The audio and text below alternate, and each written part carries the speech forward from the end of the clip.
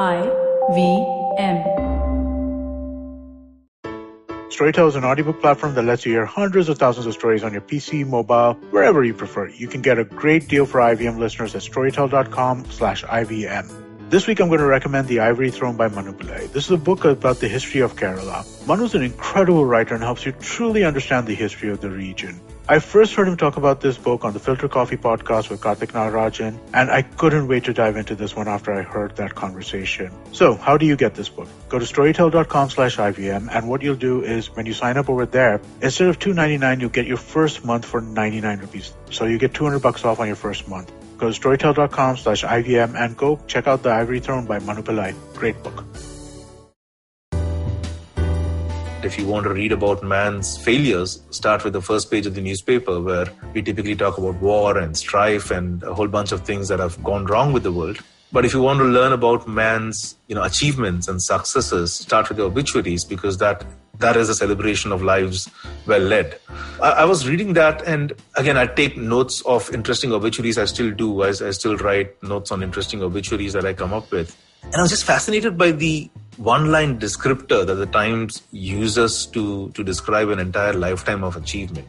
There's so much encapsulated in that one single line. It's a masterclass in copywriting.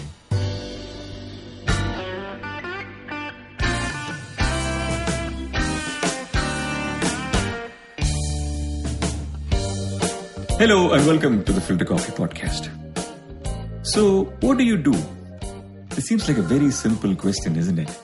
Yet we spend our lifetimes sometimes trying to answer that question in an interesting way. Yet, we probably end up talking only about that one little part of our life, which is our professions, and not add much more to it. This question is at the core of a book written by my guest today.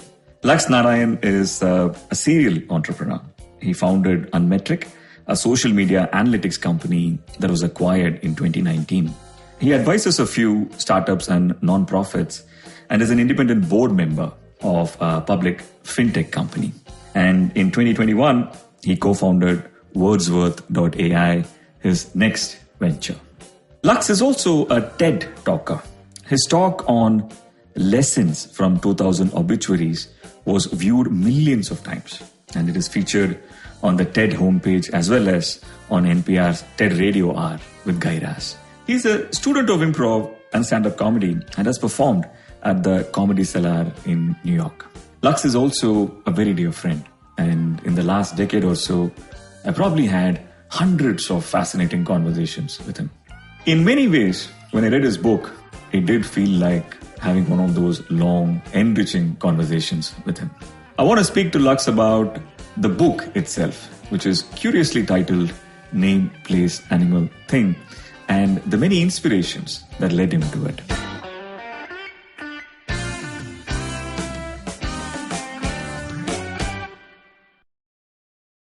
Welcome to the Filter Coffee podcast, Lux. How are you doing?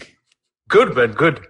In fact, I had to confess, what I'm drinking is not filter coffee, it's black coffee, but I hope you're not going to throw me out because of that. No, after that episode we did on the history of coffee, we become much more democratic on the show about what people can drink and not drink.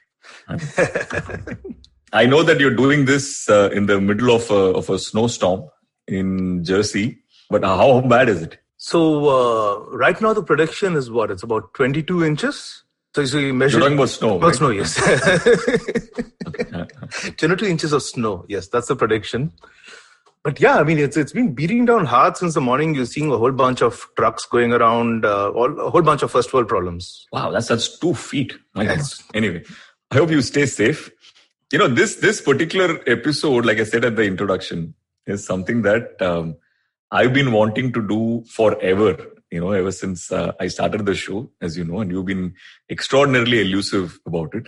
But I'm very glad that your upcoming book has convinced you finally to take time out and be on the show. It's funny. I mean, we've been talking about this, and I mean, right from when you had the idea for the show, right? I still remember discussing it over a few beers in Chennai when you were there and you were planning a podcast. And I mean, I love the way it's grown, right?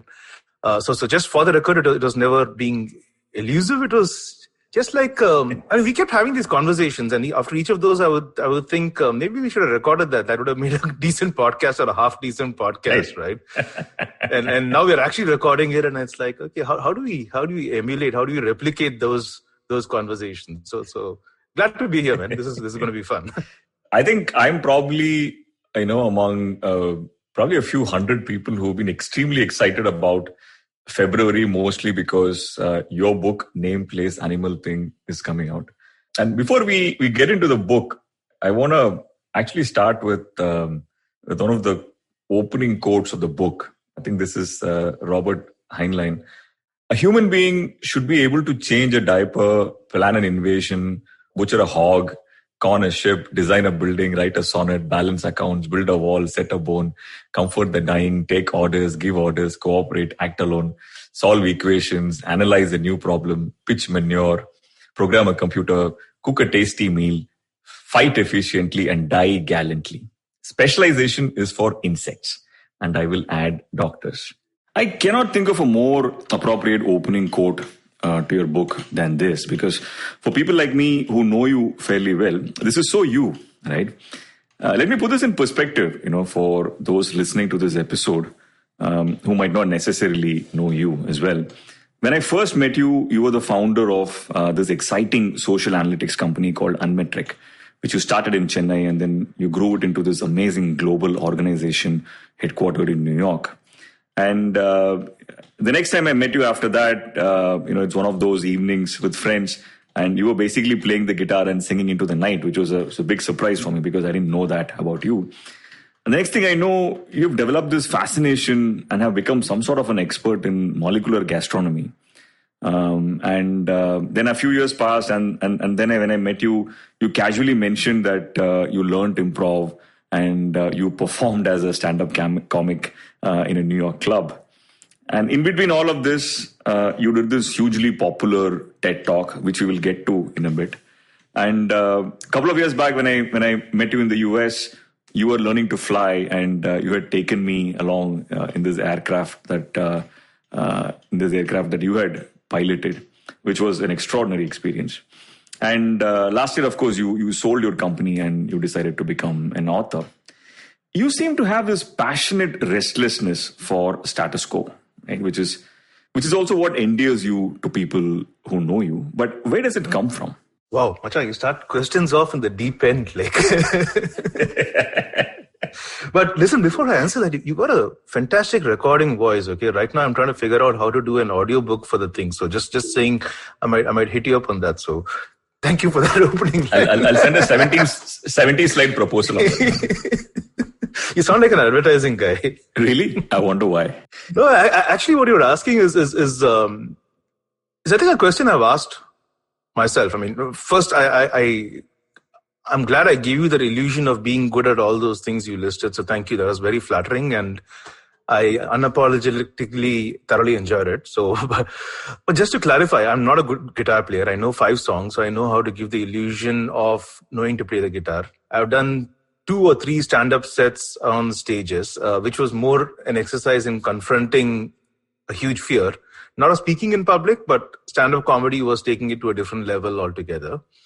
And so it's not something I've done very, very often. I've done a few, but of course, I'm glad it gave the impression of being a regular stand-up comedian on the circuit without the associated struggles. The pilot thing is relatively more serious for very, very obvious reasons, because unlike a video game, you have only one life over here. So, I mean, you known me for long enough. I think I love trying new things, and there is a certain restlessness. I think it stems from, I've asked myself where it stems from, because I kind of rationalize it could be one of 2 buckets, right?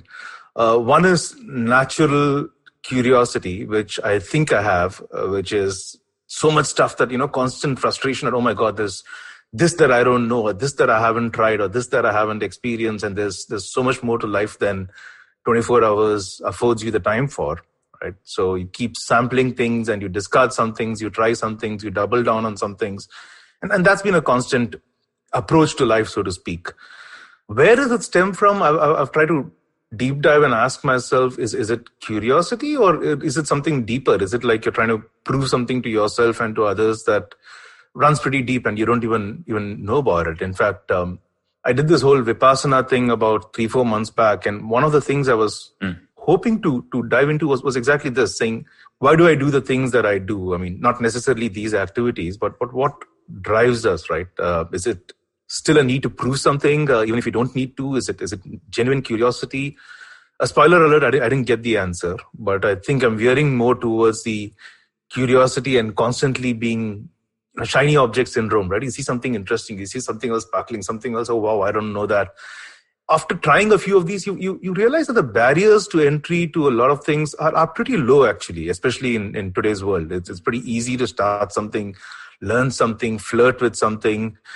It's not as difficult as it seems on the face of it, right? And once you realize that, your appetite to try many more things naturally increases, right? Because you don't perceive as many barricades towards trying them out. How do you pick which are the ones that you want to flirt with? You probably have played the guitar for a large part of your life, or probably known how to play the guitar for the large part of your life. You've been an entrepreneur by choice, right? But, when it comes to something like stand-up, or when it comes to something like even flying for that matter, right? For someone like you who is so well-traveled, who picks up so many things, or rather who observes so many things, what do you pick to flirt with? How do you decide that this is what I want to flirt with? I think it starts with what you enjoy consuming, right? Okay, let's take a step back. Fundamentally, I think we've moved to consuming a lot more than creating. It's very easy. I mean, there's no dearth of options to fill your time. If you've got an hour to kill, a day to kill, a week to kill, a month to kill, there's enough Netflix, Amazon Prime, amazing podcasts, and a lot of things that can fill that time, right? So it's very easy to stay back and have things happen to you, right? And that consuming can happen from media, like we just talked about. It can be in terms of food. I mean, we go eat food or are fascinated by things that we read in terms of what people are doing with food. It starts from there. And there are a few of those things that each of us, being the individuals that we are, enjoy. So, for example, among everything that I watch on Netflix or Amazon Prime, I am relatively more partial towards stand-up comedy because I enjoy watching it. And I've gone to the Comedy Cellar and listened to a few shows and thoroughly loved it. So at that point, you kind of flip it, saying, okay, I'm enjoying this. Can I create it as well? And that's when that little kida, so to speak, happens. What does it take? And then you start Googling up, saying, what does it take to become, how do you learn stand-up comedy? I still remember when I was first flirting with that, for example, I signed up, that was my catalyst for signing up for a subscription of Masterclass. And at that point, they had this Steve Martin's guide to comedy, right? Where he comes and he plays the banjo and he talks about his approach to comedy. And I did a few lectures of that and then realized that... Sorry to interrupt you, but how did that work out for you, the Masterclass? I'm have been and still am a fan of Masterclass, but I think there's a limit to how much depth you can get to with that kind of a medium, especially for things like teaching stand-up comedy, where they do try to make it interactive, saying, give your script here and someone will get back to you, but it doesn't scale as much as a one-to-one session would.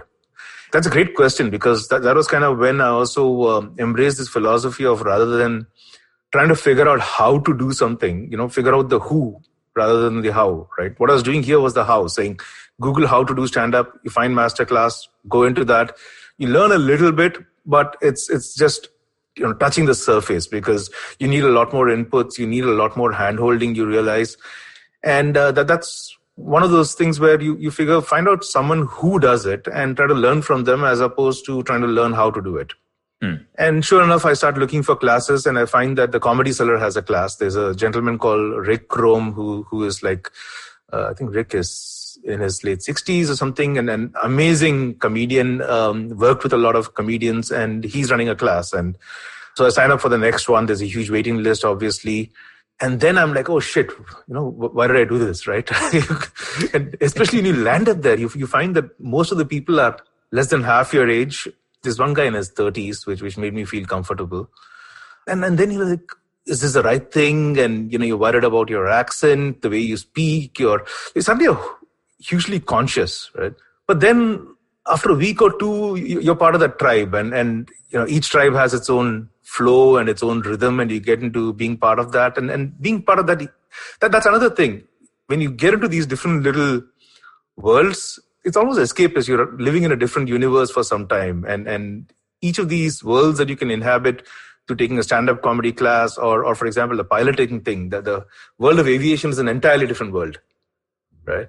Right. It's fascinating because it's like a different life altogether, right? And that keeps you going. I mean, what other tribes are you going to discover? What other fascinating people are you going to meet? So that's kind of how it. I don't know if I answered your question. I don't even remember what your question was, but hopefully this makes sense. Which is basically every other conversation that we have. But I feel there are two different kind of things that we're talking about, right? There is. I think whoever has known you has always known you as a person who's in this constant journey of expanding your mental universe, right? What you refer to as inhabiting different worlds. And then there are things like flying, etc., which is something not so much about, maybe it is not, you tell me. Maybe it's not so much about expanding your mental universe, but it is also about a new experience, right? You're actually going and doing something physically, which is different from, listening to a new podcast or watching a new film or changing the genre of music that you're used to, right? The same with stand-up, right? Like I love stand-up, and I think that's been a big part of what I consume for more than a couple of decades. But it never really occurred to me that I want to create it myself, right? Are things like this slightly different from just expanding your mind?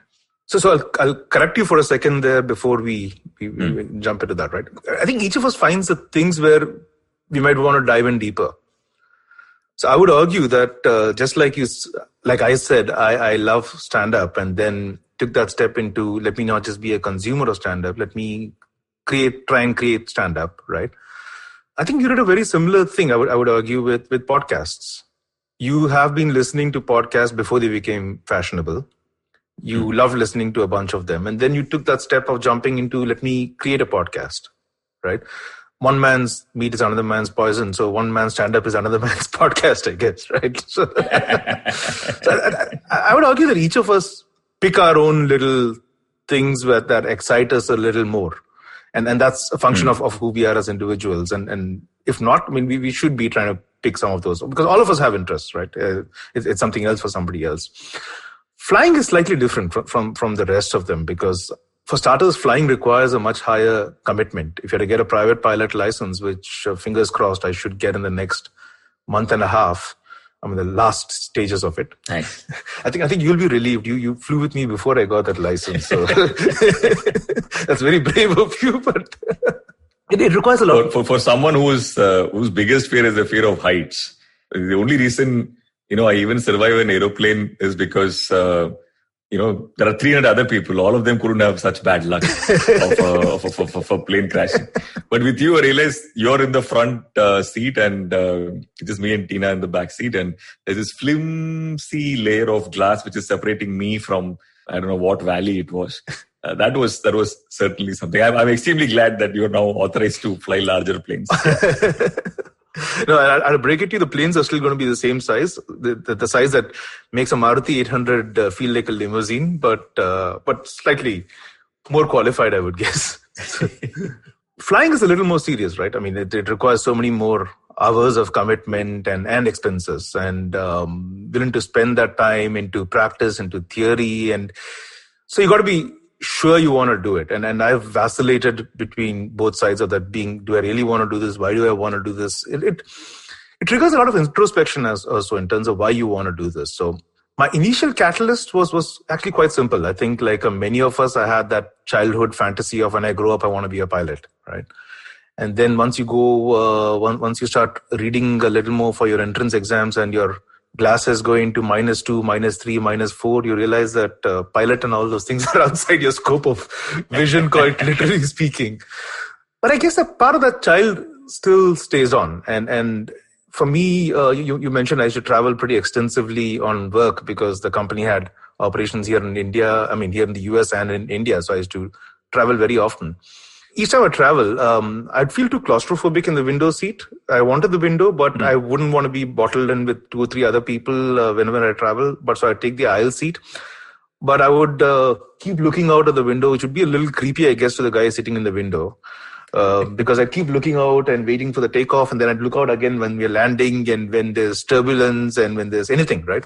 On a longer cross-continental flight, I would keep looking at the monitor in front, look at the altitude, do random calculations as to what our vertical ascent and descent rate was, wait for the temperature to hit minus 40 degrees, because that's the only temperature at which centigrade and Fahrenheit exactly match, and feel one little geeky joy at that point, saying, okay, the scales have matched and stuff like that.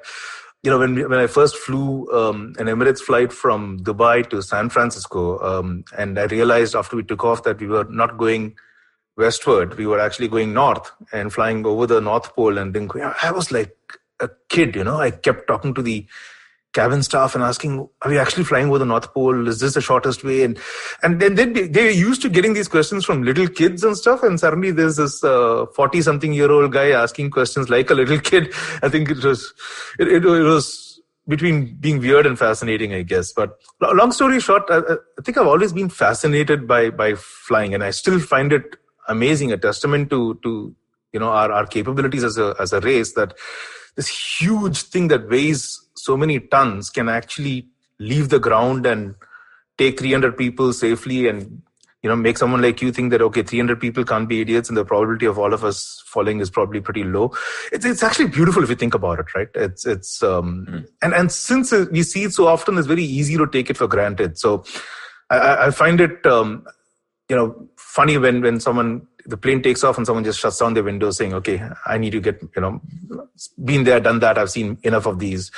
Or I get very frustrated when someone opens a newspaper and blocks out the window and you can't see, and I'm giving them all the hints by moving my head saying, please move your paper so I can look outside the window. But that fascination has always been there. So even today when I fly a plane myself, or I go on I haven't gone on a commercial plane for over a year for obvious reasons, but when I do, I'm still looking out of the window, still looking out of what is happening, trying to figure out where the wind is.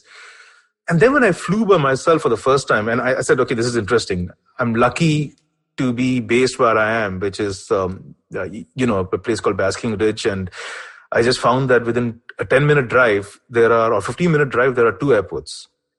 So this is one of those experiences that is literally waiting to be experienced, and it's right here in the neighborhood. So I went down there and said, I'm flirting with the idea of doing flying. I've never done this before. I've never been in one of these planes. How does one get started? So they said, the first step is go on a flight. We'll take you around and see if you like it.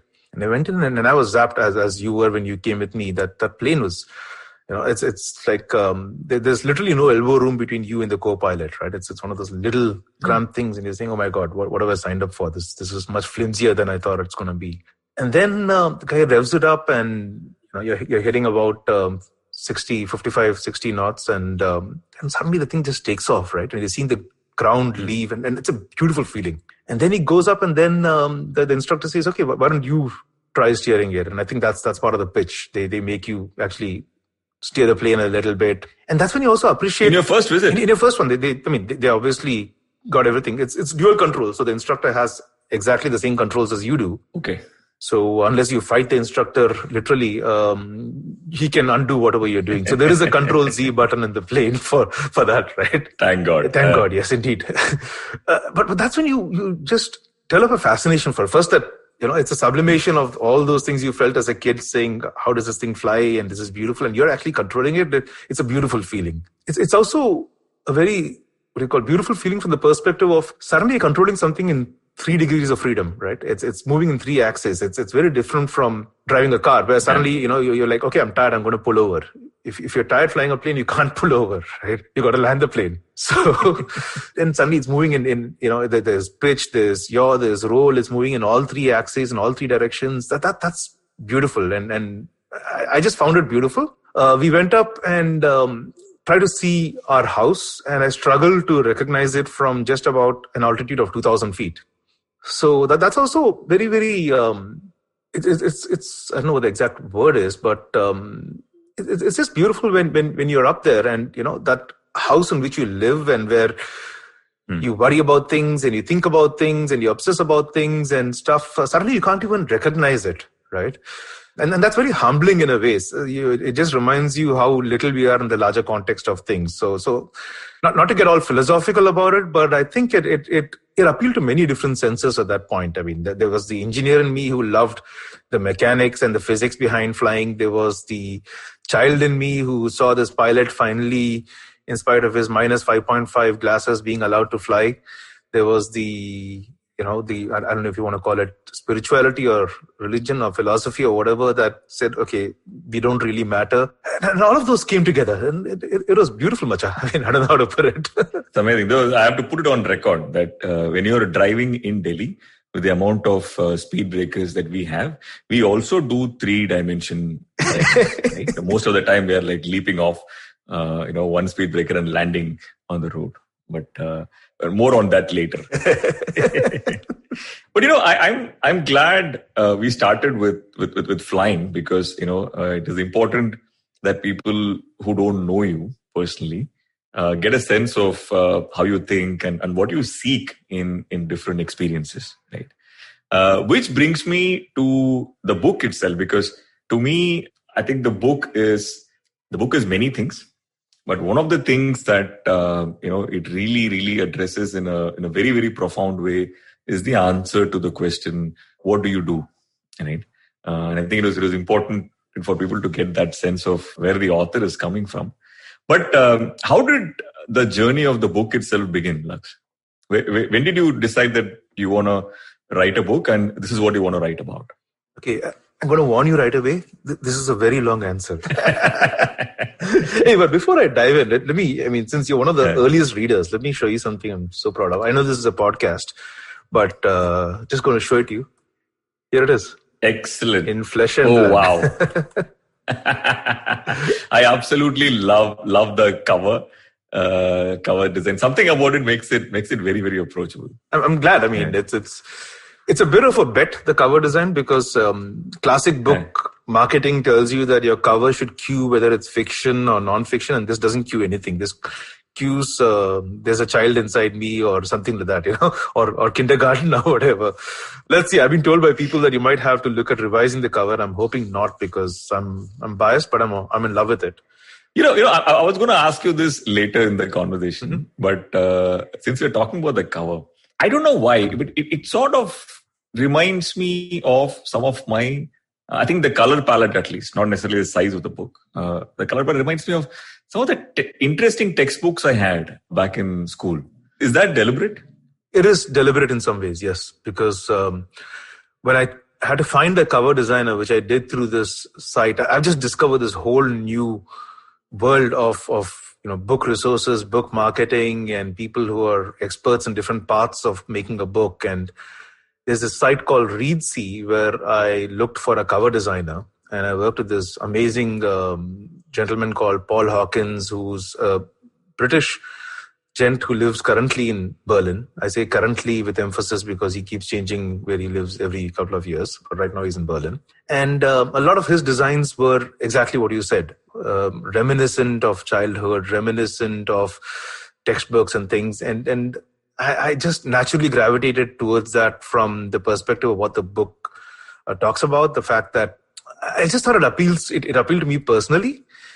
And my hope is that it would appeal to each of us, because as we grow older, we get much more comfortable with shades of gray and black and white and getting a lot more corporate about things, and that color vanishes a little bit to the background, right? If someone wore a shirt that had these 4 colors, you're probably talking to Govinda or something, right? But I think it still lives, and there's still a part of it that it wakes up, that gets triggered, and that's the hope actually. So I'm super glad that you're saying that. Also, how does it feel to hold it? Because I know, books, and it sounds lame when you say it, but I know what books and those tools of knowledge have meant to you, over the decades. But how does it feel to hold your book?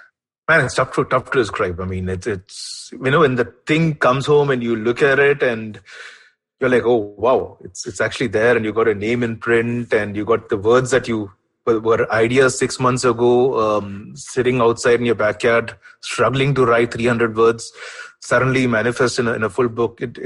I won't lie, it feels beautiful, right? It felt beautiful for about 24 hours. And then after that, I said, oh shit, I goofed up here. There's something wrong in the back cover and there's something wrong somewhere else. So I had to change that. Like, oh shit. There's a finality you feel when it comes in print, saying nothing, it's cast in stone. You cannot change it. But with today's print on demand and all of those things, you can change it, and within 48 hours, you get a new file, you get a new book. which feels good, but it also feels weird. For those of us who know you, it seems almost organic and inevitable as well that you wrote a book, right? Because you would have asked me this 7 years back, I would have told you, eventually you'll write a book, right? Or maybe a few, not just one. Talk to us about how the idea of the book came about. And when did you know that this actually had to be a book? In other words, how was NPAT born? There's a lot of different disconnected threads that I guess led to the book finally happening. So let me try and put them in some semblance of order. The game itself, name, place, animal thing, is something that was a childhood game buried deep inside, and very coincidentally came back to mind about 3 years ago when I was doing a talk around perspective at WPP Stream, which is an event you're familiar with, but for those who are not, it's a very interesting unconference. And my talk was about having perspective in life, and I just found that very interestingly, it fell neatly into 4 sections, which very conveniently were name, place, animal, and thing. That was a very small talk, and that was, I guess, the very initial seedling, so to speak, of the idea. And that's the interesting thing about mental models, right? Once I had this model in my head, I just found myself looking at a lot of things in life through this lens. So when I read about an interesting hike or an interesting place to visit or something about a country, I would file that into a notes file called place. When I read about an interesting craft or something to create or, a great link on how to make amazing podcasts, I would file that under thing. These are notes you're taking, is it? These are notes I was taking and just from anything I was consuming, whether it was reading a newspaper article, reading a book, a paragraph, or something somebody shared with me on a WhatsApp group or in conversation, I would diligently take notes. And I would put those notes into 4 files, which was name, place, animal, thing. And I did that for more than a couple of years, in fact. Pretty soon, those notes became pretty big. And each of those were a few pages long because I was writing anecdotes, I was writing things. And that's when I realized maybe there is something bigger here. Maybe there's a book. And it just lent itself very, very naturally to a nonfiction book, which was the first avatar of the book that I wrote I started writing about 2 years ago. I wrote a chapter on a flight from here to Singapore. And at that point, I just found that, writing was a great form of distraction. I was actually flying to Singapore because my mom was not well and she was going through a medical procedure. She had to do an angioplasty. And this was an emergency trip. And I just found that writing something was helping keep my mind a little more occupied, and that's when I first wrote the first chapter of the book in a nonfiction. But what were you? Sorry to interrupt your flow, but what were you writing at this point? Right, I think you had a collection of different experiences that you've come across, which you are putting under name, place, animal, and thing. Mm-hmm. At that point, in that flight, what was the book going to be? It was still going to be name, place, animal, thing, as the overarching message was the same, do new things, explore places far and near, remember you're an animal and take on more names in society and in life. The slant was desiredly classic nonfiction. So what I wrote exactly on that flight was the first chapter, which was how I stumbled upon this lens of name, place, animal, thing, which is also a childhood game. And it was entirely written in the first person. And how this has been in my head for some time, and arguing for the fact that this is a fantastic lens to explore life through. So it was an entire first person thing on here's my journey on how I stumbled upon name, place, animal, thing. Here's what I've done with it for the last year. And here's why I think it's valuable, essentially trying to set a context for further chapters, which would be around each of these things. So I started writing that first introduction chapter. Wrote it out, maybe about 20 pages or so, and over the course of that trip. And then, life happened, work happened and stuff. I just put it in cold storage for, I think, over a year. I didn't even revisit it. And each time I'd stumble upon that folder in my drive, I'd feel a little micro tinge of guilt saying, I've not revisited that. I need to do it at some point. That point didn't come on till early 2020. And a series of things happened, for me to relook that first version of the book. And that started from October 2019 when, so again, Karthik, you know this, but I used to run this company Unmetric, which was really my work life for the last 10 years, having founded the precursor to it, a very cornily named company called Eyes and Feet in 2010, pivoted into Unmetric in 2011-12, which was the context for the first time we met, very interestingly. Yeah, and for the uninitiated, the organization that you started, I'm assuming in Chennai back then, eventually would become a bit of a standard for how social analytics should be for digital marketers across the world, right? And eventually you would move the headquarters of the company to New York, where you yourself moved. That was quite a phenomenon. It was fun. I mean, many interesting people, had amazing colleagues. It's a separate conversation onto itself. But that was a fantastic journey that I'm super, super grateful for and happy it happened with everything around it. I'm also happy the acquisition happened when it did, which was in October 2019, and then well before COVID and everything hit. So October was when Unmetric was acquired by Falcon, which is a Copenhagen-based company, which was part of Cision, which was then acquired by a private equity company. So in October, it was pretty chaotic. We moved from being an independent company to having a parent, having a grandparent, and having a great-grandparent within the span of a couple of weeks. So that happened then. And I still remember my wife and I celebrated by going to Shillong that weekend for, is it NH7 or NH47, the rock concert? NH7 weekend, yeah. Yes. So the Shillong edition was happening in the first week of November, and we went for that. And the weekend after that, around the 10th of November, was when I flew into Copenhagen for what would be the first introduction of Unmetric to Falcon's client base, because they had their annual event happening there. And then that day, our life changed quite substantially, because just very briefly, our oldest son, who again, Karthik, is studying to be an architect, and he was doing a semester abroad in Europe at that point, and he was in Berlin on that specific day. And I just called him to say, hey, I'm in Copenhagen, how are things and stuff. And he mentioned that he was headed to the hospital because he was just feeling a loss of sensation. And it was weird. And long story short, by the end of that day, he had been admitted, and he was really paralyzed from the neck down, which needless to say for anybody, and for a parent definitely is devastating, right? It turned out to be a very rare form of ailment, right? It is. It's a very rare autoimmune disease called Guillain-Barré syndrome, which I had no idea existed till the 10th of November 2019, and then it became the core of our existence for quite some months after that. Where was Tina, your wife, at that point, geographically? She was she was also in Chennai at that point for the acquisition announcement and everything in Chennai, and I had flown to Copenhagen, and she was flying back to home in the US, which is in New Jersey. So she was actually on a flight when I knew this had happened, and I rapidly took a flight from Copenhagen to Berlin. And she was still on a flight, and when she got onto the Wi-Fi and stuff, that's when I could explain to her. So she landed stateside and had to scramble to get a visa, which the German authorities were kind enough to give in record time. And then she flew to Berlin about 3 days later, once she got the visa and everything, and the flights and all. Now, I can imagine what must have, gone through your minds at that point as parents, where neither of you are there. Your son is in a place where he doesn't necessarily live, per se. He's visiting.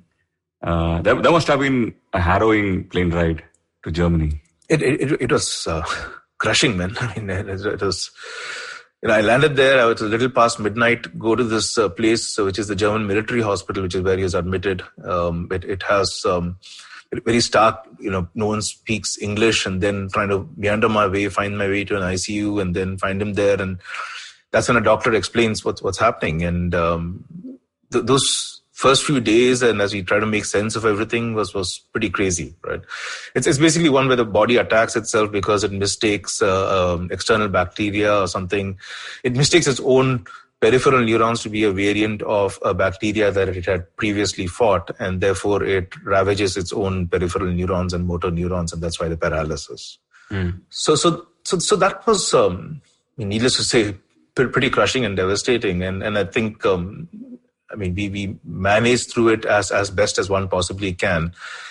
We had a lot of friends and folks who helped out, and people who actually, one friend from London who flew down, who's German, said, I'm going to be a translator, and he flew down and stayed with us through the weekend and everything.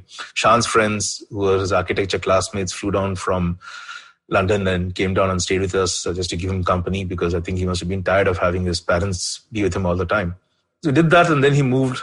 We got transferred from Berlin to Frankfurt and back stateside in a Lufthansa plane, which is equipped with an ICU, which is amazing in itself. Oh, wow. Only Lufthansa. They can, over a span of 24 to 48 hours, actually remove about 16 seats in the middle aisle and replace that with a cuboid, which is essentially a full-fledged ICU unit. Oh, wow. So we had that, came here, and then we had a bunch of friends who were waiting here to help us out. And then he was in hospital for about, a month and a half after that, till January.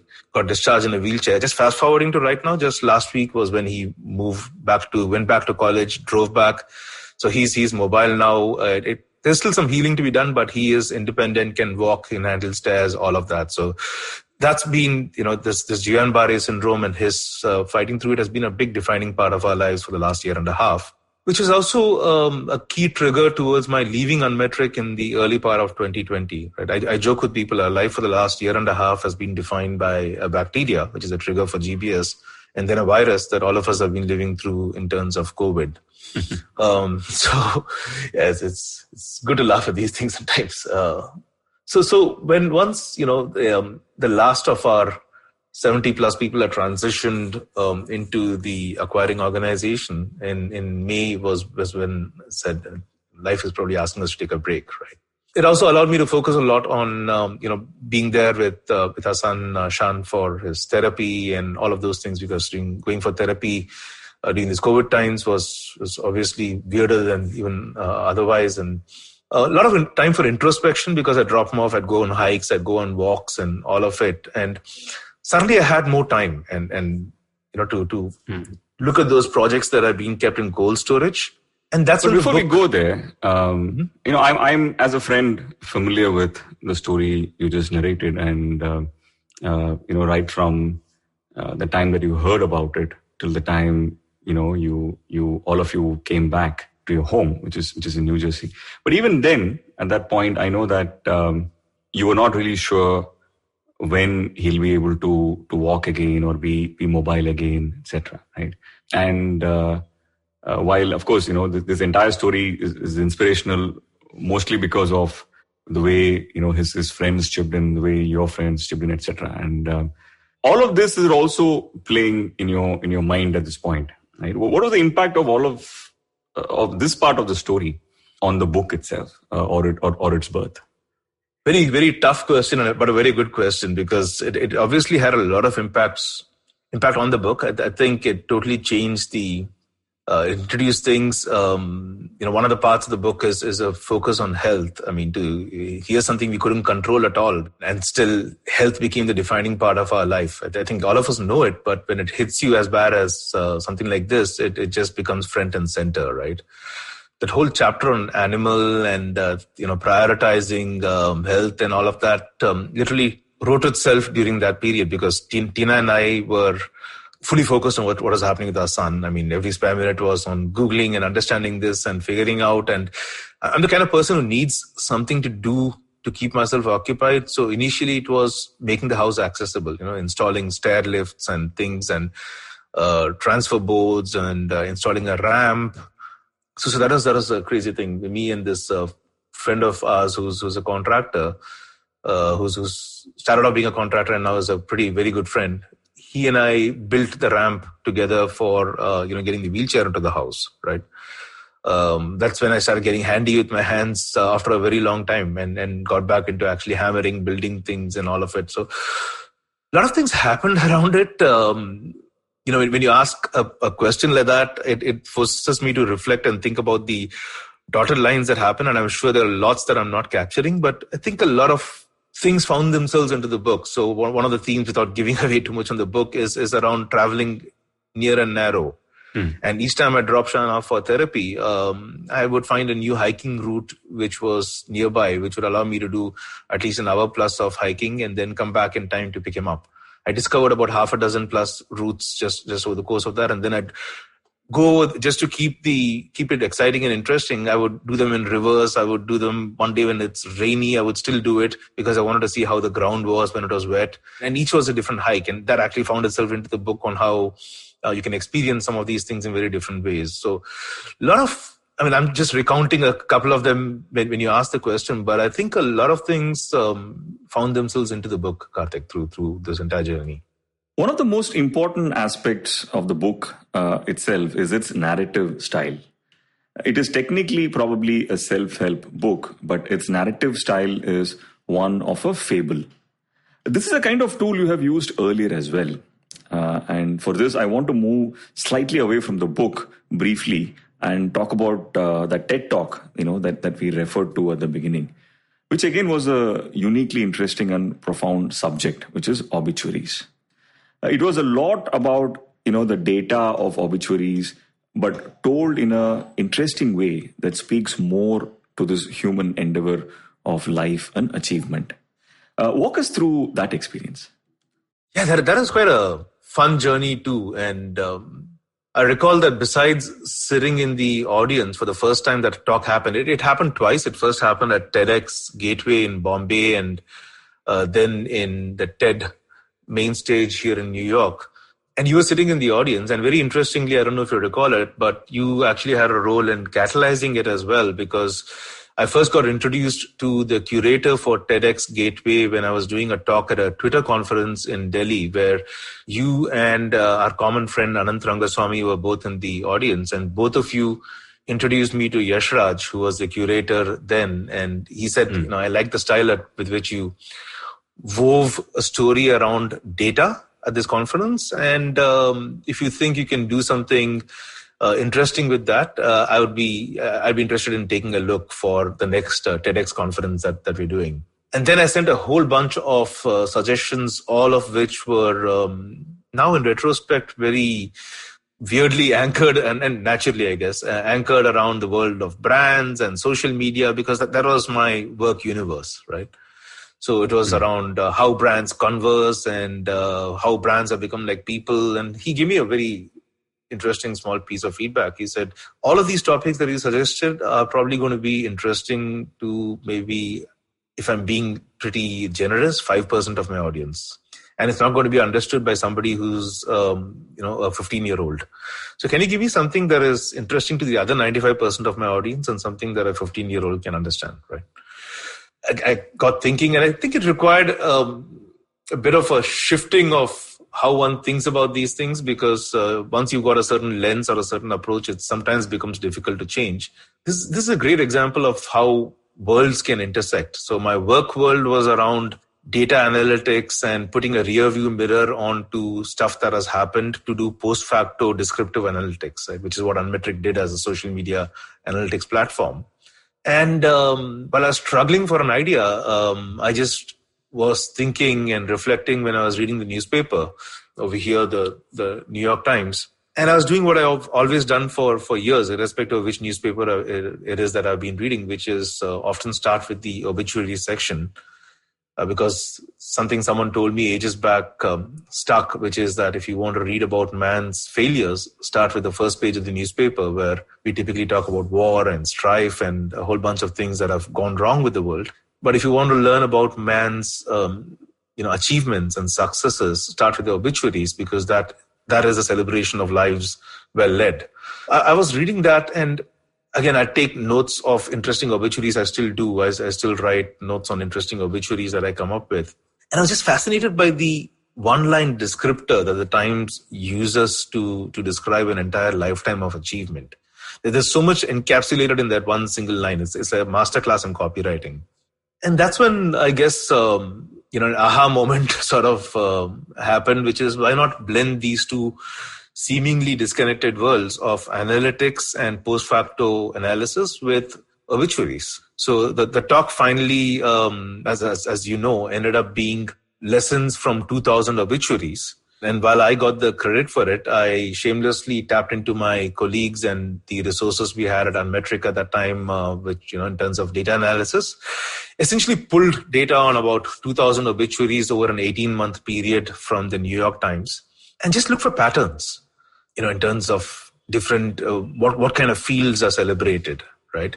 Because otherwise you're just picking up anecdotal data and we all subscribe to confirmation bias. We all think that, they write more about these kind of people. They write less about women and more about men. Everybody is somebody who died in their 80s and, had their accomplishment because they were geniuses in their 20s. And then once you apply the cold lens of data and analysis and rigor onto it, you just find a lot of interesting things like, mid-40s is when people achieve stuff. And I don't want to give away the entire talk for people who haven't seen all 7 minutes of it, but the end conclusion in terms of commonalities across those people was pretty profound. At a meta level, applying a data and analytics lens to a data set as crazy as obituaries was fascinating, right? For the benefit of the audience, we'll definitely include the link to the talk in the show notes. But, one question, Lux, is before you go on to the New York leg of what happened, of all the hypotheses that you went into this extraordinary research with, right? What are one or two of those insights that really surprised you? A couple of things. Again, I'm just trying to balance between giving things away and sharing insights. So let me share a couple of them. One was around age of achievement. A lot of us put pressure on ourselves to, have achieved whatever that means, something significant and noteworthy. First, we don't need to do that, but it was interesting and gratifying to see how it varied across different professions, right? The average age was much older than one would think when people achieve things, varied across different professions. And speaking of professions, it was just amazing to see how much the arts were upweighted in these achievements. There's so many people who were artists and painters and people who created and made things that made others happy. And especially applying that against a lens of a classic, Indian education, for example, where you're forced to either go into, at least when I was a kid, it was like you have two options. You can be a doctor or you can be an engineer. Not to say those professions aren't important, especially in the last year with the pandemic, definitely. But it was just a great kaleidoscope of so many different things are possible and that one can make their mark in so many different areas, which I hope is encouraging for even kids who are trying to figure out what they want to do. I mean, everything counts, right? So that was interesting. Just looking at those 5 to 6 word descriptors and doing word cloud analysis on them revealed a whole bunch of things, which I'm not going to share what it revealed because I would be giving away a lot. But segmenting along each of those things, age, profession, when people did what, dividing them into cohorts of people who are famous and people we've never heard of till we read about them in the obituaries. Also cues the fact that you don't need to be classic famous to have achieved or be written about or have touched lives. So a lot of great lessons, which I think most importantly apply to living. And I'm fairly sure a lot of those things found their way into the book as well. In fact, we've mentioned the obituary story a couple of times in the book. So it had a personal bearing for me as well in terms of finding its way into the book. And just to close the loop on that, so that and also touch upon serendipity, there was this lady called Juliet Blake who was in the audience in Bombay. I mean, just coincidentally, she was in Bombay then, and she was in the audience. She loved the talk, and she spoke to me afterwards and said, "I'm the curator for TED, in New York, and you're based there, and the talk is about obituaries from the New York Times. So I think we should do it in New York as well, and that's how the talk after that happened in New York, and led to a conversation after that on NPR with one of my favorite podcasters, along with you, of course, Karthik. This was Guy Raz of the TED Radio Hour, Yes. and how I built this. I mean, I think he's amazing in terms of how he does his podcast. So I had a lovely conversation with him. So that was a great journey onto itself. And the talk was an analysis of, if I recall right, about 2,000 obituaries over a 2-year period. Oh, wow. Which included a whole bunch of people. I mean, during that period, we had people like Leonard Cohen who'd passed, and besides the fact that some great achievers are listed there, it's also the way the Times captures a lifetime of stellar achievement into one singular line. That's like a masterclass in copywriting. And if you think about it, 1/3 of that singular line is devoted to the age at which they died, because they'd say Leonard Cohen, poet, I can't remember the exact one, I'm just riffing this one, poet and songwriter par excellence, who moved millions, dies at X age. So 1/3 of it is reserved to what year they died in, or what age they died at, or whatever. So it's just about 6 words that's going to capture a lifetime of achievement, which is pretty powerful if you think about it. For those of you who want to check out Lux's TED Talk and also his interview with Guy Raz, please check the show notes for links to the same. Now, like I mentioned in the previous question, you did something similar to what you did with the TED Talk with the book as well. Well, the narrative style was fiction, but the core of the book is non-fiction. Was it challenging, or did it make it simpler? It's a bit of both, because it was a challenge, because at the back of it, I've never written non-fiction, I've never written fiction. Is it stupid to try both at the same time, right? Especially the fiction part, because that didn't come naturally, since I read a lot of non-fiction. I don't read much fiction at all. I used to. I've cut down a lot. I mean, I don't know why, but I don't read much of non-fiction fiction right now. So it's like, do I even know how to tell a story in this format, since I haven't read a story in this format for such a long time? So that part was scary. It was also easy in a way, because once you've given a structure, then you got to figure out how do you write something in this structure. So again, dialing back to what I was saying a little while back, I figured out the who rather than the how. I said, okay, who's written good books in this, right? And I mentioned a few of them, like Who Moved My Cheese, Jonathan Livingston Seagull. And I think I have copies of some of those books lying in our house in Chennai, but here I am in the States now. So I ordered some of those books again and reread all of them, binge read about 5 of them. And pretty soon you get that structure becomes a little more internalized. You realize that there is a certain pattern to how these stories are done and things. So you're just trying to pattern match and try to make that a part of how you think as well. Interestingly, I also signed up with this online thing called Scribe Media, where you get a book coach who helps you with that initial part of it. You get about 3 to 5 hours of coaching or something like that. And they suggested something similar, saying, okay, we haven't worked with many authors, or I think anyone, that person said, in this particular genre, but this is how we go about it. Study the structure, get it, and then figure out what your structure is.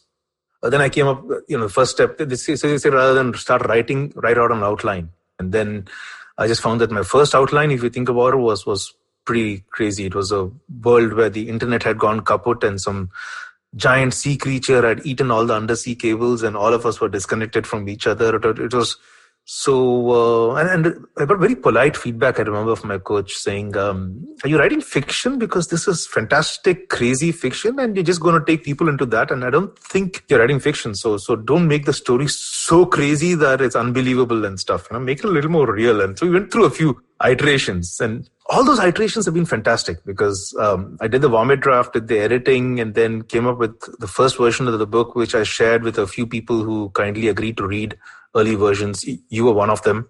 And I love feedback, especially from people like you who were, I don't know if it was to help me or just because it was a chance to take off on me, who were ruthless at times, who said, listen, this part is too condescending, this part is crappy, you sound like a racist over here. I heard that as well from someone on some parts, which was an eye-opener, because that's not something I consider myself, but suddenly you realize that sometimes, you unintentionally convey something in different parts of writing. So that was educative. I went through I think about half a dozen, I had about 6 to 7 people who read the first draft. And thanks again.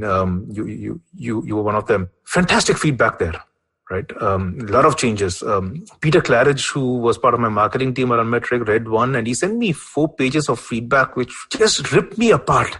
I think it was a whole sense of bottled up angst over the years, which he just let loose in that singular review over there. But it was beautiful because all of that feedback helped make it a lot better, right?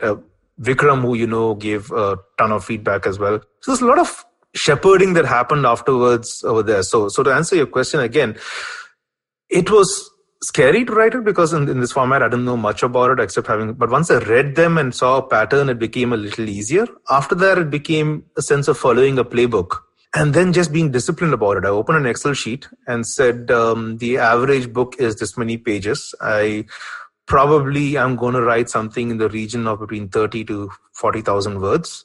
And I want to finish this in about 3 months. So that's say about 100 days, right? So I need to write 300 words every single day.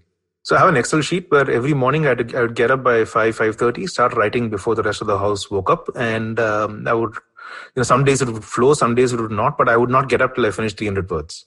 So it was literally following a playbook like that. And in the end of exactly 3.5 months, I had about 35,000 or 40,000 words, which got trimmed down to roughly about 32,000 that the book is right now.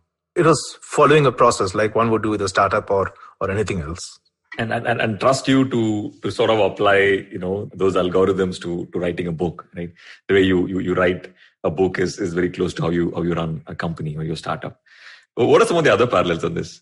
So what you got here in the vomit draft stage is literally a prototype, right? It's something that you can show somebody and say, this is what I'm thinking. What do you think? Which is what I did with folks like you. And then they say, all right, I broadly like it, but I found 15 places where it's pretty crappy. And by the way, you're an idiot and stuff like that. So, or improve this or refine this and things. And then it's like a product saying, no, it'll be better in the final version. That will be changed. That will be edited. You find yourself making those kind of excuses or conversations and taking that feedback. And then you polish it up, right? You do, I did about 4 rounds of edit by myself. I think I did some of those edits before I sent it to you, which was obviously a grammar edit using something like a Grammarly, using something like Hemingway to ensure you're not talking too much in the passive voice, rereading your entire draft. And there again, there are techniques. Given, if it was just me, I would just read the book in my head. But what the book school says is don't read the book in your head, read it aloud. Because certain things which are clunky will not be clunky when you read it in your head, but will be clunky when you read it aloud, because it will sound very, very forced or wrong when you read it aloud, but will not feel the same way when you read it in your mind, because the mind tends to gloss over and smooth those edges over to make them one continual narrative. And it's such a simple thing, but it's so true, right? Of course, my throat went hoarse from reading close to 40,000 words, but and I did that over a day or so, or 2 days. But there were so many places that when I read it, didn't feel clunky, felt very clunky over here, right? Which is like usability testing in a way. Okay, you assume that everything is fine, but you get somebody else and you think that the huge red button screaming at them is waiting to be clicked, but no, it's not as obvious as you think it is. So the parallels there were fascinating. And then you want to get your final packaged version, which is when I worked with the formatting company and others and then you get into a whole ecosystem of how it looks in different delivery mechanisms, right? Which is like, okay, once you're getting your product from what you run on a local server, running it into a SaaS application, things change. Very much the same way as it's different whether it's a Kindle book or a paperback book or things like that. And then it's the same thing about build a great product, but the world is, that better mousetrap thing is all crap. I mean, the world is not going to beat a path to your door unless you stand on top of your rooftop and scream and trumpet. And you need to do the same thing like you do on a software product. You need to do the same thing with a book. You might think it's a good book. Your mom and friends might think it's a good book, but you got to still market it out there. So right now I'm deep into that world of promotional sites, Amazon marketing. And again, there I found a friend who runs a startup, which is in the Amazon marketing world. And I went like one of those kung fu guys, like, master, teach me Amazon, master. And the other choice was going through about half a dozen webinars and learning it. But here's someone who knows it, and it's like college, right? I don't have the time to pass this course. Give me the half a second crasher so that I can do enough to clear it. and did those kind of things. Just like in a startup, you would go and say, okay, man, how do you do Google AdWords? You are doing Amazon over here. Except it's an entrepreneurship venture of just one person. It would be wrong to say one, because there are others who plug in and help you. Tina's my wife, who has been a bouncing board for a lot of things, reads it. People read iterations of the book. Someone else is helping with stuff. But finally, it's a solopreneur venture in some ways, right? That's the only different thing. It doesn't have all the team dynamics that you have in a book. In a startup company. But it's very, very similar, man. It's amazing, the kind of parallels. I was going to ask you about that. Is writing a book a fairly lonely experience? Because I know that you have probably more friends than an average person I know has. And you can always reach out to any of them. You have an extraordinary family as well. But this part, like you said, is it a bit of a lonely journey? I reveled in that loneliness, and I think that was a prerequisite to writing the book. I mean, I wrote the book in all those bouts of, I would think of an idea on a hike, I would stop the hike for a second, pause my all trails, and then write 2-3 points on my notepad so that I don't forget it, and then go back and look at it in the evening again and stuff like that. It was a lot of time for thinking, self-reflection, and the perfect kind of frame of mind to be for writing a book. Yeah. So let's come into the book itself. The story is about the protagonist who makes this extraordinary journey in which he meets some really, really interesting people. Some of them are friends of his, some of them are friends' friends, and some of them are just people he meets out of sheer serendipity. But the one common thread to all of these characters is that they're all mind-blowingly inspirational. So my question to you is, what are some of the real-life inspirations that made it to the book in the form of a character or even as an incident? Sure, yeah. But first, I found it quite fascinating that you said him quite a few things for the protagonist. Again, without giving away stuff. Yeah. I've had women who read the book who said her, right? And right. There's a very, again, I'm probably giving away a little bit here, but it's fine. There's a very deliberate attempt to never allude to the sex of the protagonist, with the hope being that one would identify with whatever sex they identify with in the protagonist. Right? Hopefully that comes through. Right now, there is a natural extrapolation from people in the closer inner circle, people you know personally, to either maybe you did it because you are male or because you know me and you in line with your question. A lot of them, the things we write about there, are rooted in some personal experiences as well. Right. Right. So you asked, we'll finally come to your question. You asked about a couple of instances here that, or from life that have found themselves right into the book, right? So I can think of quite a few if I were to pick. There's one where you might recall this thing about priorities, which became pretty important. I think we've all had it in our heads, but it became very, very front of mind and center in the last year and a half with everything that happened on the personal front. So there's this gentleman who was on the board of Unmetric called Ram Gupta. So any board needs an odd number of people. And for some time at Unmetric, we had an even number of people on the board. We had 2 from the company and 2 from the investors. So we had 4, and we needed a 5th, and we needed an independent. And got connected with Ram, and he's a Silicon Valley veteran, being part of PeopleSoft, doing their acquisition to Oracle, being CEOs of multiple companies, sits on the board of a lot of companies. I think he's on the board of Postman right now, which is this $1 billion unicorn out of India in the API space. Works with a lot of companies. Fascinating person. Right. And I'm assuming this odd even is because of decisive voting. Exactly. At some point. That's the reason, yeah. So I couldn't, this is, again, that's how we joined, but we ended up being great friends, and we still are. Right? So first conversation I have with Ram, he asks me, so what do you do for sport? I said, are you joining a board meeting, or are you going to, that was the immediate thing that, are you joining a board, or is this something else? Like, are you into personal training or what? I later find out he's a licensed hypnotherapist, and he runs a hypnotherapy clinic in the Bay Area, which is free. And he does that about 2 or 3 days in a week. And because it helped him with certain things and he wants to pay it forward, and he just, for anyone who's going through any trauma or stuff, he does hypnotherapy, right? So he says, no, please answer the question. What do you do for sport and stuff? So I say, no, I had a knee injury. I don't play. He said, no, you're young to have a knee injury and not do sport and all. Why do you not? We spend this first 1 hour call that we have, it's half an hour about my health. And then it's into him pitching Pilates.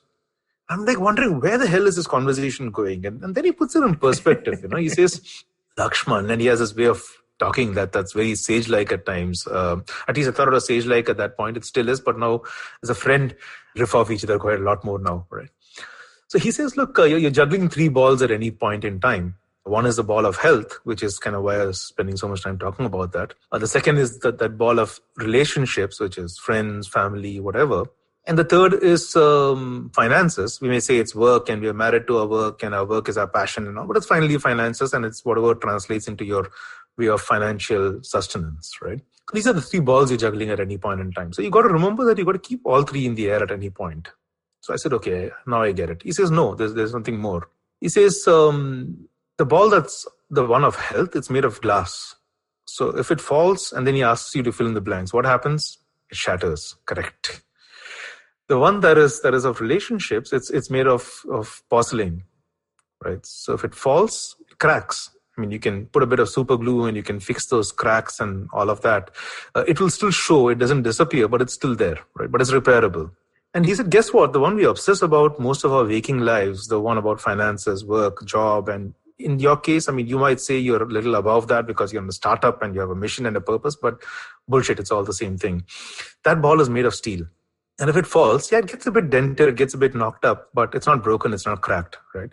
So get your priorities right. So next time you speak, tell me what you've decided to focus on for exercise. And he got me into Pilates, which actually repaired my knee and made me get back into sport and stuff like that. So besides helping our board in a lot of ways and being my first port of call for a lot of things when I think of a new product idea and stuff, this was advice from him.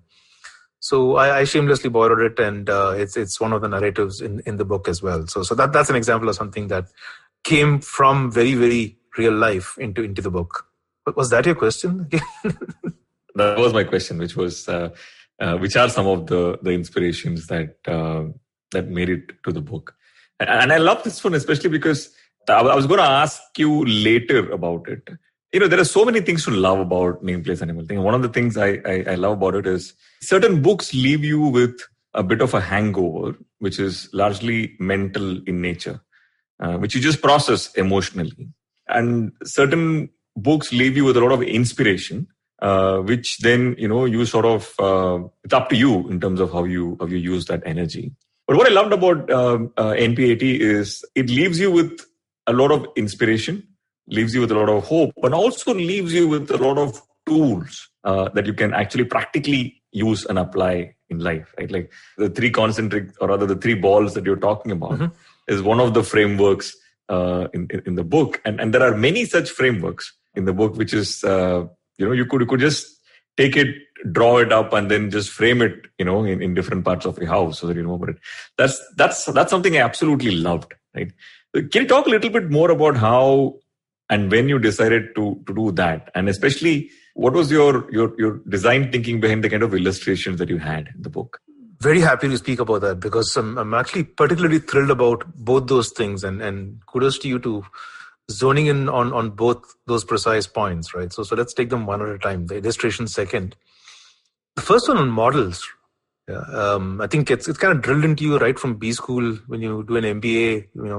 Basically an MBA is modeling school, right? You're learning a whole bunch of models because it's not fashionable to tell a company, listen, what stuff that you guys do well, what stuff that you guys do badly. I mean, what's out there that you can go out and eat? Who might eat you? I mean, that sounds very primitive and wrong. So you obviously clothe it as a SWOT analysis. You say, what's your strengths? What's your weaknesses? What are opportunities? What are threats? But that also makes it a lot more tangible, a lot more relatable, a lot more implementable. I think we learn that, we apply it, and then once you get into running a company and a startup, you get into full jugaad mode where using this kind of frameworks becomes more the exception rather than the rule. And then at Unmetric, in any company, at some point you stop and you say, we need to reset, we need to rethink how we do certain things. And we signed up for this thing called SaaS Academy by this guy called Dan Martell, and he's a huge fan of huge bunch of everything. It's like a geometry class. Everything is circles and squares and intersections, and you fill up things, and that structure you just find makes it a lot more better entrenched in your head, right? And personally, I think I'm like, in fact, I would argue almost all of us are visual learners. So when there's a picture attached to it, and this stuff, it sticks in your head when there's a mnemonic or an analogy, just like the 3 balls we just talked about. It's very easy to say prioritize health over money. But when you talk about it in the form of a story, even if you take about 20 times the amount of time to say the same kernel of thought, it just sticks and gets rooted in there a lot more stronger, right? I just, figured as I was writing the book and things that, for example, in the first non-fiction version, when you're talking about things where the central idea is getting into a creator mindset, just found that there were patterns on the different things that we could create or think of creating. And then to try to explain the divergence between different ideas, you try and fit them into something. And pretty soon you're fitting a mental model in your head. And that probably happens in the 4th mile of a long hike or something like that, where it's, that fits in there, right? And then take out the thing and just scratch something out there saying, okay, this might fit. And then I started, so that's how a lot of these things evolved. And some of them I was struggling with on how to find a model and things. And in fact, I hope you read the book, the final version, again, because you'll find it's very different from, not very different, but better different from the one that you read. So some of the illustrations and models have changed based on feedback. Some of the parts where you accused me of various things have been tempered and made better. So I think it's been refined over time as well. So a lot of those models came through, okay, how do I fit this? This is not making sense. This one is an outlier. It's what you said a little while back. You said slow thinking. And I had the luxury of doing that in the middle of 2020. And that allowed me to literally wait. So for some time I had placeholders for all of this. There's some model here, I can't figure it out right. We'll come to it later and write some parts of the story and I'd get stuck and then go on a long walk. And then sometimes it would come or it might not and stuff like that, right? And then it gets very meta because you go on these long walks and you figure, okay, that's a story that you need to bring in over here as well because that's that whole, again, not to give away the thing, but how the mind figures things out. It figures things out at rest and not when it's being forced to think up a solution. You tell someone at gunpoint, figure out a solution, they're not. But you ask them to take a stroll, they do, which is this idea behind, Bed Bath and Beyond, right? When you're in bed and sleeping, that's when you figure stuff out. Like Kekule did with the structure of benzene. When you're in a bath is when you figure stuff out, like Archimedes did with buoyancy. When you're beyond and outside is when you figure stuff out, like Newton did when he was relaxing and that apple fell on his head, right? So I think it was a very meta level thing. I know I've given away something that's a bit of the book, but it's not too much, it's fine. But I literally ate my own dog food there where I was doing a lot of that. And that's when these models came, and then came the next challenge saying, how do you show that over here? The natural inclination was I need to go to fiverr.com or otherwise, my first port of call was our head of design at Unmetric, who's a dear friend, Amrinder. You talked about Unmetric's design being amazing. So we had a very, very talented design team and Amrinder used to lead that. I was thinking how to do it. And my first cut was, let me just hand sketch all of these. And I did that because they fit in with the narrative. In the narrative, someone is hand sketching it. So I said, that's probably the first thing. And very logically, it felt foolish to professionally illustrate it because here you are saying, so Karthik draws a sketch for Lux and it looks like something that's drawn on PowerPoint because, Karthik and Lux are supposed to be out there having a chai at some chai shop in Tiruvanmiyur. So fat chance Karthik would have PowerPoint open out there and say, let me pull out a PowerPoint slide and show it. He's probably pulling out one dirty soil newspaper, which used to hold peanuts and writing something on the back of it with a marker pen, right? So at that point, I was like, okay, maybe the solution is here. I mean, why try and get it professionally illustrated if it actually fits better with the narrative if it's, just naturally done. So I did it as you see in the book and showed it to a few people. I showed it to Tina, then I showed it to Amrinder, and said, from a design perspective, how does this fit? He said, it's perfect. I also spoke to Shan, our son, who's an architect or will be an architect officially in a year. I just want to get a design perspective. And all of them said it's perfect. Amrinder gave me the best additional feedback besides saying, stick to this, don't make it professionally done. He said, your handwriting is horrible. I can't read anything you've written. So if you can write better than that, right? If you can write like it's not a doctor's prescription, it would be good. So I just kept exactly the same illustrations, but just rewrote them in a much better way. And then all the feedback from all the early readers said, we love the illustrations. And in fact, that's consistent feedback I've been getting. So I'm glad you brought that up. It's absolutely beautiful. And I think that hand-drawn nature also made it so much more, of course, believable, like you said, but so much more approachable, right? As the protagonist goes through this extraordinary journey where he's meeting these brilliant minds. You were sort of, it was almost like you're walking with him and then you're taking notes, but it's just that you don't have to really take down notes because he's taking down notes. So, exactly. That was the intent. And if that came through, I'm so glad. That was brilliant, right? Lux, I think if I talk for 10 more minutes, I will definitely divulge 30 more pages of the book. And I don't want to spoil that journey for the reader, because I'm so excited. I'm actually probably more excited than you about this book coming out. But I want to, go back, as we wrap up this chat to where we started, more about you and not so much about the book. There has never been a topic that I have bounced off you. And I'm not saying this because, you're sitting across me on the screen and we're having this podcast where you're the guest. Never been a topic where, I've even mentioned it in the passing and you did not know the fundamentals of that topic, right? And I think where it comes from is your constant inflow of knowledge, whether it is books or podcasts or films or conversations with this extraordinary network that you have in real life.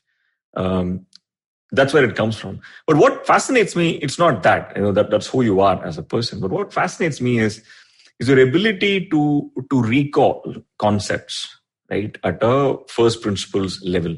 Right? It is almost like there is this really pretty or extraordinarily handsome librarian sitting, in your head, and who's also so fit. He or she is supposed to able to jump ladders and bring out that book and that paragraph exactly as you are in a fraction of a second, replying to me, right? or to anybody for that matter, right? To me, my question is, as we are living in a world of an information overload, right? As we're living in a world of where we are probably taking in more information into our heads than we can possibly process, forget recalling. What is the hack to be able to effectively do that? There are three things to it. The first hack is to sound intelligent. You start off saying there are three things to something without knowing what the three things are, and then figure out what three things are so that it sounds intelligent. I think the first is this is actually very tangential, but I think it's kind of related. Sometimes we put a lot of friction within our own thought process because of trying to conform to expectations. Right. Let me explain that a little bit more, because it's something that so before I did Unmetric, I was taken in as a co-founder of this company called Vembu Technologies that a very dear friend, Shekhar Vembu, had started. I mean, he's more famously also known for being the Vembu brothers who founded Zoho, right? Shekhar and I are still dear friends. We even spoke last week. And he told me once, he said, you have zero filters. And I still don't know if he meant that in a good way or a bad way, but and this is probably the wrong thing to say right now, but he said, you don't wear masks. And I asked him to explain, and he said, he knows my parents very well. He knew my dad pretty well. He knows my mom. He knows my family. He knows my friends. And he said, whether it's with your son, your dad, your mom, your office team, whatever, you have almost the same behavior. It's not different. So I said, why should it be different? He said, no, most people, it's different. It's a different mask you wear for different things. The second part of it is something you had a ringside view to very interestingly, even if you didn't realize it, which is that sometimes when you're trying to do more, we often, it actually dials back to something else we talked about. So we'll draw all those connections. Sometimes the paucity of time is a function of the fact that you're isolating different worlds. Because you're a different individual in one world, you're a different individual in another world, and you've got different masks in different worlds, and you don't want those worlds to intersect, right? But when you allow those worlds to intersect, it actually becomes beautiful. So I'll give you mentioned Tina, you mentioned our kids, and here we are doing this podcast. So let's take all those three examples, right?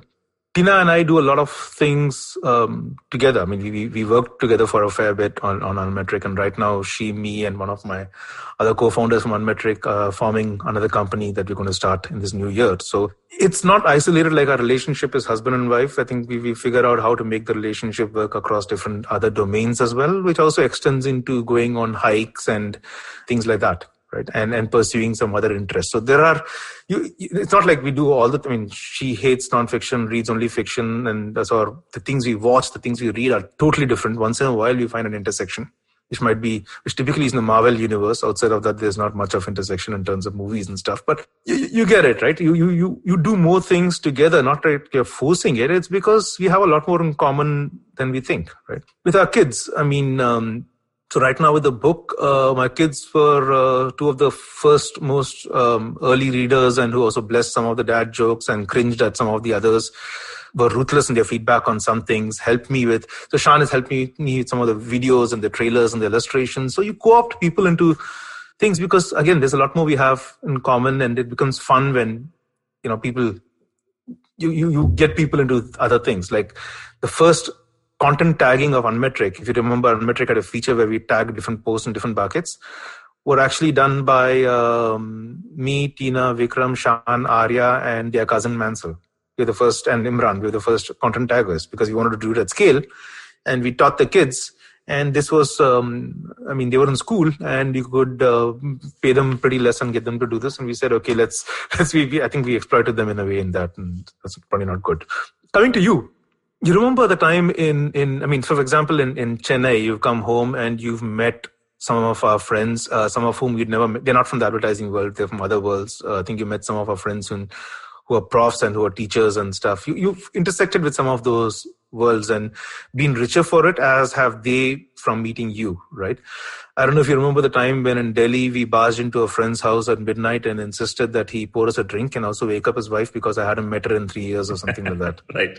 Aditya and books, and you asked me, are you sure? And he still remembers you. And I think it's fun when those worlds collide. And for example, you came down here to the States, and I had a flying class that day. And instead of telling you, hey, listen, entertain yourself for the next 3 hours, I asked you if you'd come, and you, to your credit, parked your fear of heights at that point. And this little plane, that looks so precarious and dangerous and stuff, and said, let's do it. And I requested my instructor and said, listen, I have a friend. He's a pretty chilled out guy. I think you'll enjoy meeting him. Do you mind if he joins us?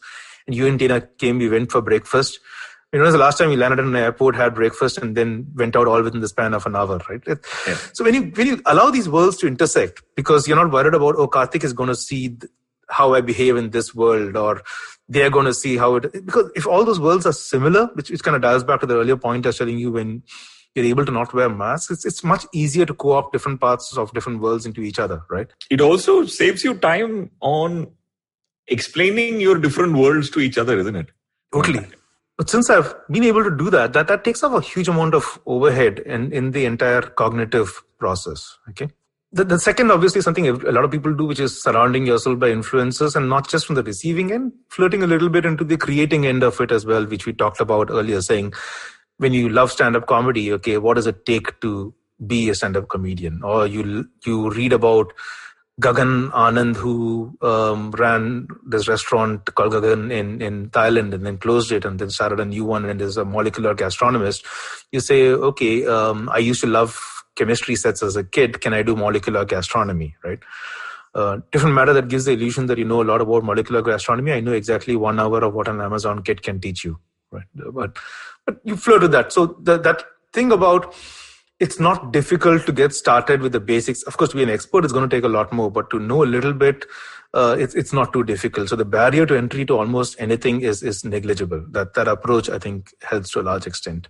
And the third is what you talked about in terms of, which is the most difficult part, which I still don't have an answer about. I think I've been lucky in some ways with my retrieval. I won't do false modesty in terms of saying I'm not good at it. I do have this knack of being able to recall random crap in a random situation. So, like if you ask Tina, for example, she say, "How do you just remember that stupid joke that you probably heard when you were in 7th grade or something and recall it now for this occasion because it fits?" And I say, I have no idea, and I don't, right? But I think in more recent times, I've thought a little bit more about it, that good-looking, sexy librarian you said who's super efficient at the same time, right? In fact, I genuinely wanted to understand that a little more. So I bought this book called, I think it's called Why We Sleep by, it was recommended by Bill Gates and all this. It's all about sleeping and what all happens to the brain when you sleep and how the brain reorganizes. It's either a great book or a not so great book, because each time I read it, I go to sleep. So I never not finished the book yet, but it's a beautiful book. And there is an attempt to, how do we retrieve stuff? Because there's so much of stuff that is in there. Well, what I've been doing over the last few years, very consciously, which you alluded to in slow thinking, is when you get something, just reflect on it a little more than I would otherwise. So, for example, I read an article and it's interesting. After that, I just not look at the page, but just think about it a little bit. Right? Because that extra amount of time that you give an idea to take seed is I found is pretty powerful. And again, this is probably very meta, because I found that power when I was naming unmetric. Okay. I was researching on how to do names, and I just found that there was, remember this whole Web 2.0 period when all companies had names that were disemboweled, where you put the name and you knock off the vowels, like Flickr is Flickr without the E. Yeah, right? which I thought was a URL getting sort of a strategy. So it was two things. So one was absolutely that, a URL getting strategy, because if you try to get Flickr, there's not a flicker of hope you can get that, right?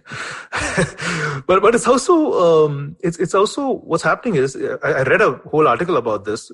The brain, when it sees FLI, right, it expects a C. But suddenly it finds K, and then after that it expects an E, but it finds an R. So that dissonance, where what you expected is different from what you received, is actually translating into a pause in your head saying, oh shit, this is not supposed to be the case. It's something else. Let me resolve this in my head. And guess what? In the time that you're trying to resolve it, which we don't know consciously, it's actually taking seed. And that name is entrenching itself a lot stronger than another name would have. And it's not just knocking off a few vowels and things. It's also, you don't expect a computer company to be called Apple. So it's like, oh, why is it called Apple? I mean, of course, now we know it, but at that time, right?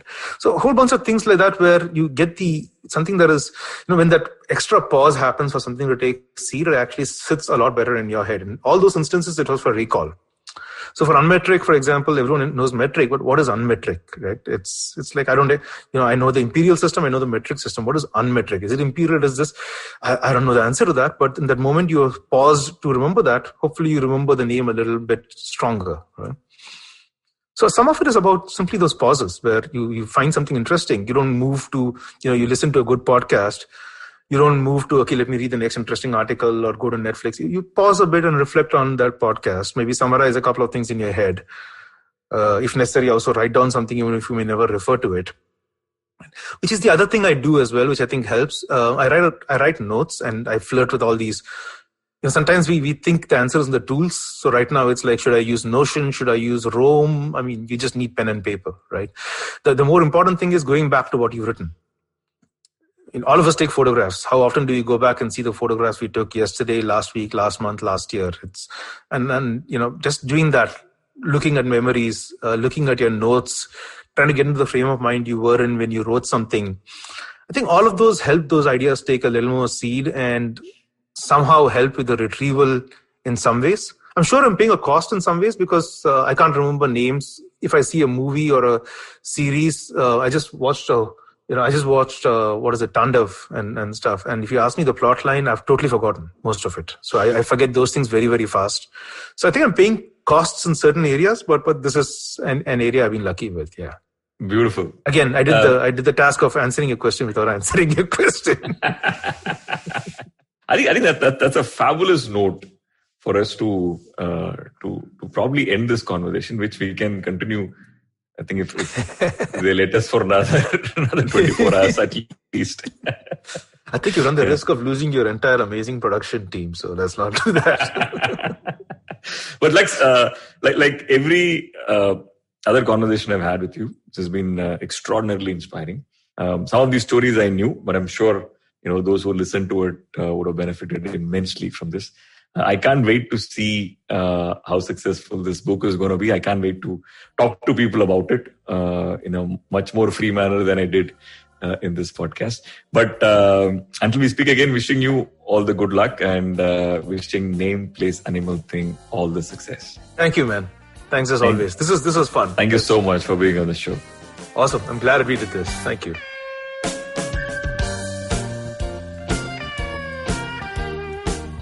If you like this podcast, don't forget to check out other interesting podcasts on the IVM network. You can listen to us on the IVM Podcast app or ivmpodcasts.com. You can also follow us on our social media. We are at IVM Podcasts on Twitter and Instagram. And if you want to reach out to me, I am _Karthik, that's Karthik with an H, on Twitter, and filter_coffee, that's coffee with a K, on Instagram.